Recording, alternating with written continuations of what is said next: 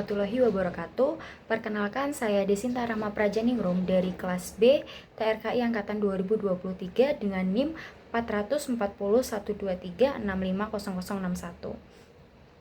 Baik, di sini saya akan membahas materi mengenai kerukunan dan toleransi antar umat beragama dalam membangun jiwa, nasionalisme, wawasan kebangsaan, dan persatuan dalam keberagaman. Topik bahasan kali ini saya akan membahas mengenai bagaimana nilai toleransi dan kerukunan antar umat beragama menjadi dasar penting dalam memperkuat jiwa nasionalisme, menjaga wawasan kebangsaan, serta mewujudkan persatuan di tengah keberagaman masyarakat Indonesia. Indonesia sendiri dikenal sebagai bangsa yang sangat majemuk karena memiliki ratusan suku bangsa, bahasa daerah, serta keyakinan yang dipercaya oleh masyarakatnya. Keberagaman ini merupakan kekayaan bangsa sekaligus sebagai tantangan besar bagi persatuan nasional. Fitriani tahun 2020 menyebutkan bahwa perbedaan agama di Indonesia merupakan keniscayaan sosial yang tidak bisa dihindari, sehingga diperlukan kesadaran kolektif untuk menjaga keharmonisan. Tanpa sikap toleransi dan kerukunan, perbedaan bisa menimbulkan konflik yang mengancam persatuan bangsa Indonesia. Dalam Islam sendiri, nilai toleransi telah dijelaskan dalam surah Al-Hujurat ayat 13, di mana disebutkan bahwa perbedaan adalah kehendak Allah Subhanahu wa Ta'ala, dan tujuan keberagaman adalah untuk saling mengenal, bukan saling bermusuhan. Baik, saya akan membahas mengenai toleransi dalam perspektif Islam sendiri. Menurut Suryani dan Kambali tahun 2023, toleransi dalam Islam atau tasamuh adalah nilai universal yang mengajarkan umat manusia untuk menghargai perbedaan dan menjaga kedamaian. Toleransi sendiri bukan berarti mencampur adukan keyakinan, tetapi menghormati hak orang lain untuk beribadah sesuai agamanya. Allah Subhanahu wa Ta'ala berfirman dalam surah Al-Kafirun ayat 6, yang dimana artinya untukmu agamamu, untukku agamaku. Ayat tersebut menegaskan prinsip kebebasan beragama dan saling menghormati antar umat beragama. Fitriani tahun 2020 juga menyebutkan bahwa toleransi tidak hanya berarti menahan diri dari konflik, tetapi juga menciptakan interaksi sosial yang saling mendukung dan mempererat hubungan antar warga. Lalu saya akan membahas mengenai Piagam Madinah sebagai contoh historis. Sejarah Islam menunjukkan contoh nyata penerapan toleransi, salah satunya melalui Piagam Madinah yang digagas oleh Nabi Muhammad SAW.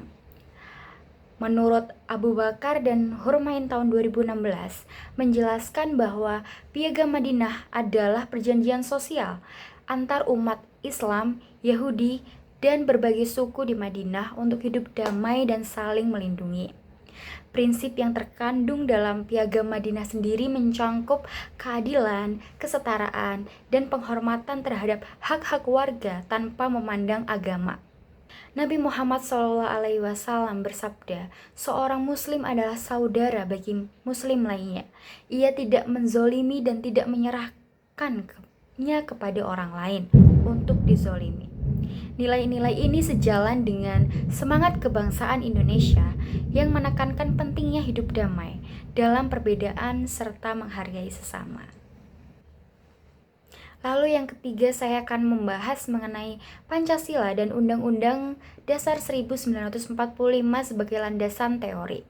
Selain dari ajaran agama, Indonesia memiliki Pancasila dan Undang-Undang Dasar 1945 sebagai pedoman kehidupan berbangsa yang menjunjung tinggi nilai toleransi.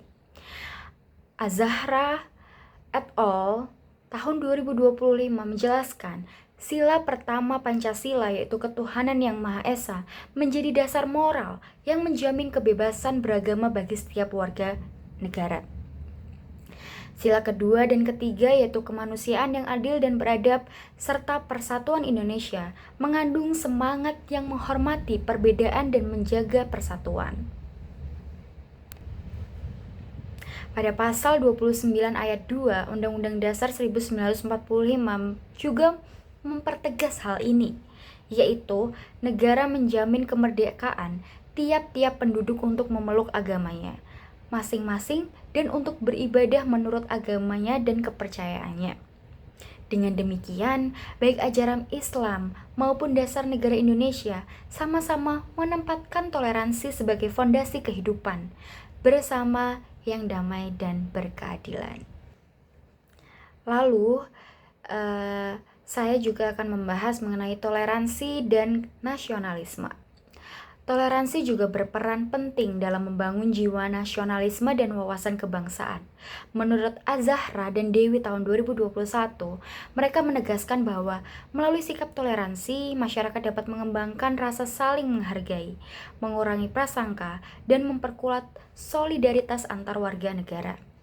Nilai-nilai ini mendorong terbentuknya nasionalisme yang sehat, nasionalisme yang menghargai keberagaman dan menjunjung tinggi persatuan. Pendidikan berperan besar dalam menanamkan nilai-nilai toleransi ini, baik melalui kurikulum sekolah, kegiatan sosial, maupun teladan bagi para guru dan tokoh masyarakat. Saya akan menjelaskan mengenai tantangan dan peran masyarakat. Meskipun nilai-nilai toleransi sudah kuat dalam ajaran agama dan ideologi bangsa, tantangan intoleransi juga masih sering muncul. Nasmuddin tahun 2017 mencatat bahwa konflik antar agama kerap disebabkan oleh fanatisme sempit, kesalahpahaman, dan penyebaran informasi yang keliru atau hoaks. Untuk mengatasi hal tersebut, dibutuhkan kerjasama dari semua pihak.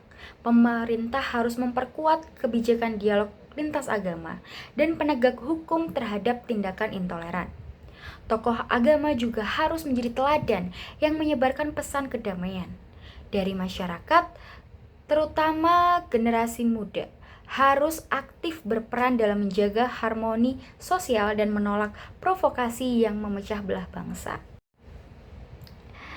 Baik, sebelumnya saya sudah menjelaskan beberapa topik bahasan mengenai judul yang saya bawakan. Kesimpulan yang saya ambil melalui topik bahasan ini adalah toleransi dan kerukunan antar umat beragama merupakan fondasi utama dalam menjaga persatuan bangsa Indonesia. Ajaran agama, nilai Pancasila, dan semangat kebangsaan memiliki keselarasan dalam menegaskan pentingnya penghargaan terhadap perbedaan. Mari kita sama-sama jadikan nilai ini bukan hanya sekedar wacana, tetapi praktek nyata dalam kehidupan sehari-hari, baik di lingkungan sekolah, masyarakat, maupun di dunia digital. Dengan semangat toleransi, nasionalisme, dan wawasan kebangsaan, kita dapat menjaga Indonesia tetap damai, bersatu, dan beradab. Terima kasih, sekian video dari saya. Wassalamualaikum warahmatullahi wabarakatuh.